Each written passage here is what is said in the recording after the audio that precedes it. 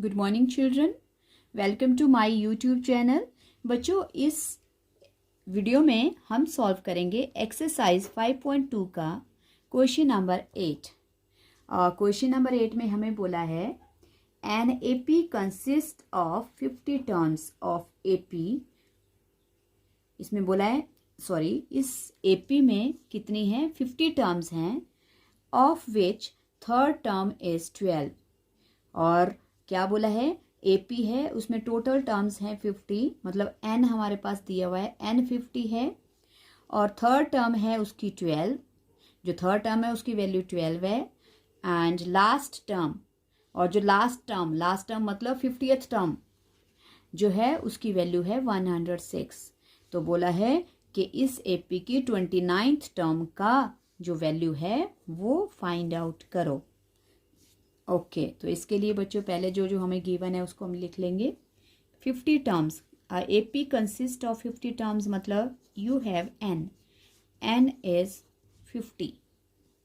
अगर एन 50 है और हमें क्या बोला है थर्ड टर्म मतलब ए थ्री हमारे पास गिवन है 12। तो ए3 का फॉर्मूला लगाकर हमारे पास बन जाएगी इक्वेशन। ओके, ये आ गई फर्स्ट इक्वेशन। और वैसे ही बोला है लास्ट टर्म का मतलब है ए एन, और ये है 106। तो लास्ट टर्म कौन सी है 50, सो ए 50, एन की जगह पे 50 आ गया। ओके, और ए 50 का फॉर्मूला हो जाएगा ए प्लस 49D। ये आ गई बच्चों सेकेंड टर्म।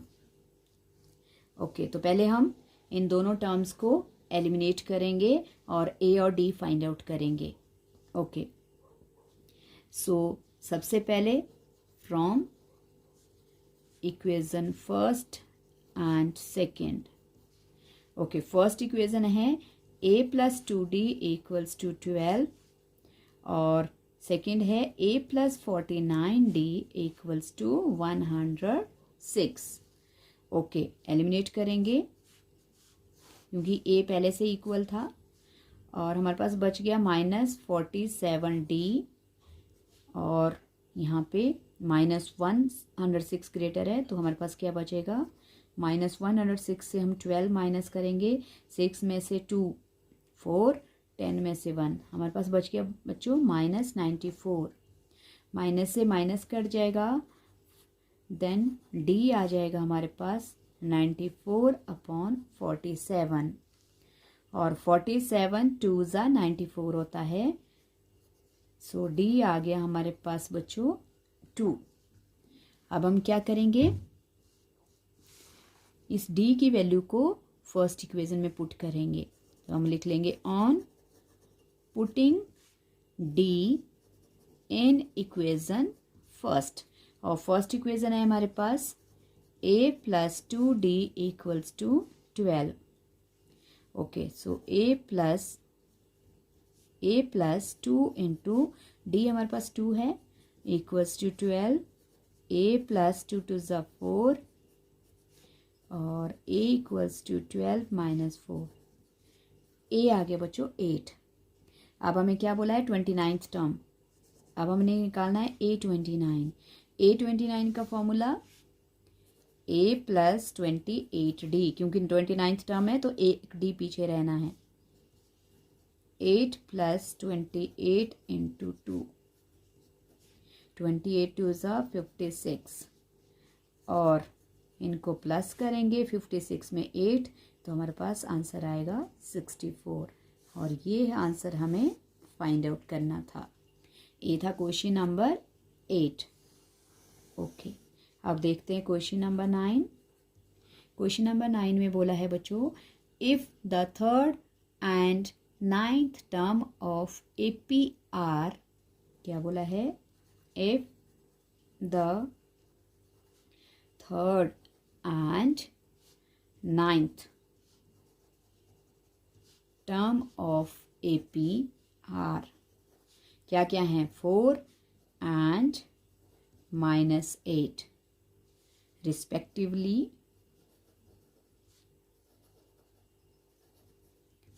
ओके, सो क्या बोला है, which term of this AP is 0।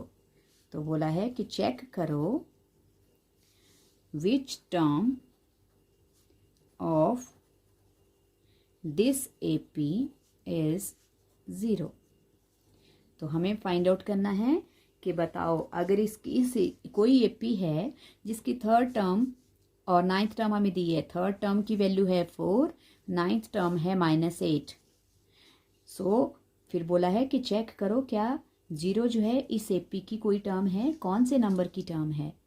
तो फिर वैसे ही जो हमें दिया है उसके अकॉर्डिंग हम फॉर्मूला लगाकर, देखो बच्चों ए थर्ड टर्म नाइन्थ टर्म, और जैसे आपको आगे लिख के दिया है तो जो पहले वाली टर्म बोली है उसकी वैल्यू पहली है, जो सेकंड में बोली है उसकी वैल्यू सेकंड है। तो पहले थर्ड बोली है उसकी वैल्यू 4 है। सो a + 2d = 4। वैसे ही a9 -8, a + 8d। ओके, आगे दोनों टर्म्स फिर हम एलिमिनेट करेंगे first and second. Okay, a + 2d = 4, a + 8d = -8।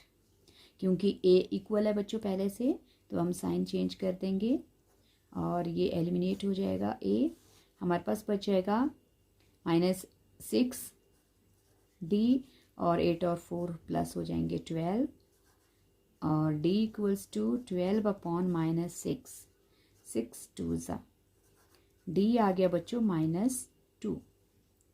Okay, अब -2 इसलिए आ जाएगा क्योंकि अपॉन में हमारा पास 6 जो था वो नेगेटिव था। अब हम d की वैल्यू को on putting d in equation first है हमारे पास a + 2d = 4। सो a हमारे पास कुछ नहीं है, d हमने निकाल दिया -2। सो a और प्लस माइनस 2 2 ज़ा 4, a = 4, माइनस का 4 राइट साइड में प्लस हो जाएगा। ओके, अब बच्चों हमारे पास d भी आ गया और a भी आ गया। सो अब हम चेक कर सकते हैं कि an जो है वो कोई नंबर ऑफ टर्म है या नहीं है। तो an क्या है बच्चों हमारे पास, हमें an 0 दिया है, इसी को हमें चेक करना है। सो an का फॉर्मूला लगाएंगे और number of terms find out करेंगे। ओके, सो an है 0, a है बच्चों हमारे पास 8 प्लस n नहीं है, फाइंड आउट करना है, और d है -2।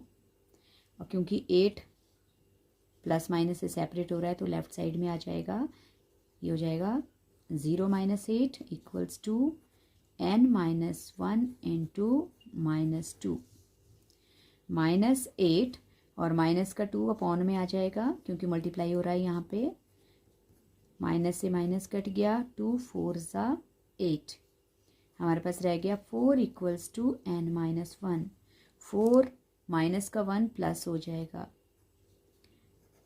ओके, तो हमारे पास आ गई बच्चों 5, मतलब n आ गया हमारे पास 5। इसका मतलब है therefore fifth term of this AP हम इसलिए लिख रहे हैं क्योंकि क्वेश्चन में दिस एपी बोला है, हमें नहीं पता कौन सा एपी है, जिसकी टर्म्स दी थी उसके अकॉर्डिंग हमने सॉल्व किया। So fifth term of this AP is 0। तो इस एपी की जो फिफ्थ टर्म होगी वो 0 होगी। तो यही हमें आंसर फाइंड आउट करना था। तो आई होप बच्चों आपको ये समझ आ रहा है या समझ आ गया क्वेश्चन।